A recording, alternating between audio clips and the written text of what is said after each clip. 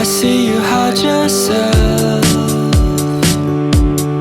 underneath the mountain of makeup. Plus the words that you made up won't make you any cooler than you are. But when you're with me and you're half asleep, and I can count each freckle and see all your beauty that you hide. This ain't usually how you're like. Then you say, don't you be afraid of when your life's gonna end. You should be more worried it'll never begin. So I'll ask, how is life in Hollywood if all your dreams came true? And how come every time we talk you act like you're too cool? The city of angels.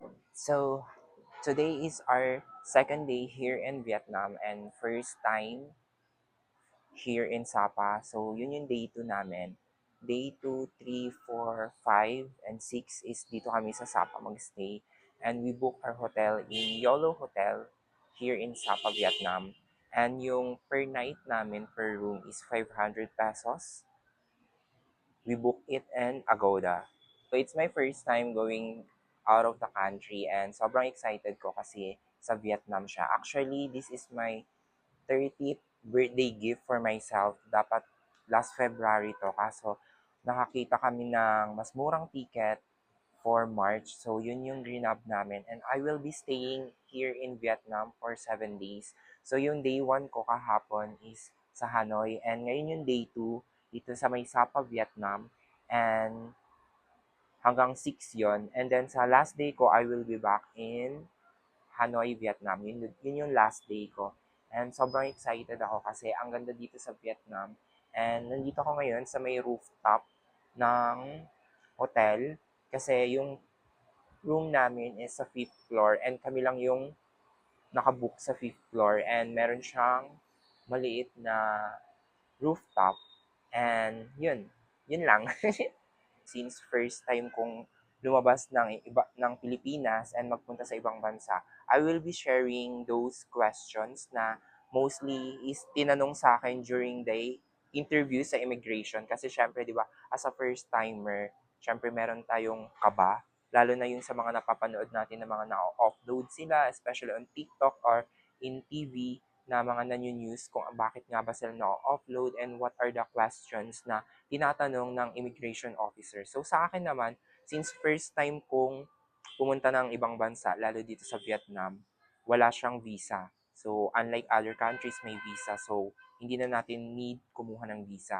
So unang-una sa akin, nung nagpunta ako ng immigration, ang unang question sa akin is kung sino ang mga kasama ko. Tapos sinabi ko, I'm with my friends. And follow-up question is ilan kayo? So sabi ko, yung mga kasama ko is 3. And after nun, hinanapan ako ng Certificate of Employment.